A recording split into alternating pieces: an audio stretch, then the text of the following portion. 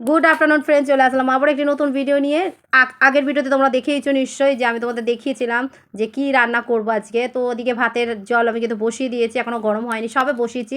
এদিকে চিকেন আমি কিন্তু ভালো করে ধুয়ে নিয়েছি, আমি কিন্তু স্কিন সমেত করেছি, তাই অল্প করে ঘি দিয়ে করব। তাই ঘি দিয়েছি, এর মধ্যে টক দই দিয়েছি, কাজু কিশমিশ পোস্ত বাটা দিয়েছি, আদা বাটা, জিরে বাটা, রসুন বাটা, আর হচ্ছে কাঁচা লঙ্কা বাটা, মিঠা আতর, কেওড়া জল, গোলাপ জল, টক দই, পেঁয়াজ বেরেস্তা, লঙ্কার গুঁড়ো, হলুদ গুঁড়ো সব মানে ভালো করে ম্যারিনেট করে রেখে দেবো পাক্কা আধ ঘন্টা। আর এদিকে ততক্ষণ আমি দেখো কড়াইশুঁটি, গাজর আর হচ্ছে বিনস ভাজা করে নিচ্ছি, তেজপাতা ফোড়ন দিয়ে সাদা তেল আর ঘি মিশিয়ে করছি। এদিকে দেখো চালটা এই মাত্র দিলাম, তাই দেখিয়ে দিলাম তোমাদেরকে। আর পেঁয়াজ বেরেস্তাও দেবো বলেই তোমাদের দেখিয়ে দিয়েছি।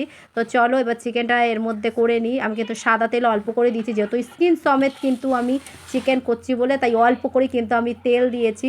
যদি আমি স্কিন ছাড়া করতাম তাহলে একটু তেলটা বেশি লাগতো, বাট সাদা তেল আর ঘি দিয়ে করছি।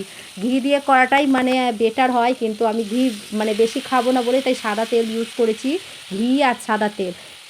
চিকেনগুলো দেখো আমি কিন্তু খুব সুন্দর করে সাজিয়ে নিচ্ছি, দেখতেই পাচ্ছ। আমি কিন্তু স্কিন সমেত করছি বলে কিন্তু অল্প করে দিয়েছি। তো এপিট ওপিট করে ভাজা করে ঢাকা দিয়েই কিন্তু আমি চিকেন চাপটা করবো। চিকেন চাপটা ঢাকা দিয়েই আস্তে একবারে লো ফ্লেমে আমি করব। তো চলো ভিডিওটা এখানেই শেষ করছি, নেক্সট ভিডিও পরের ভিডিওতে আসবে।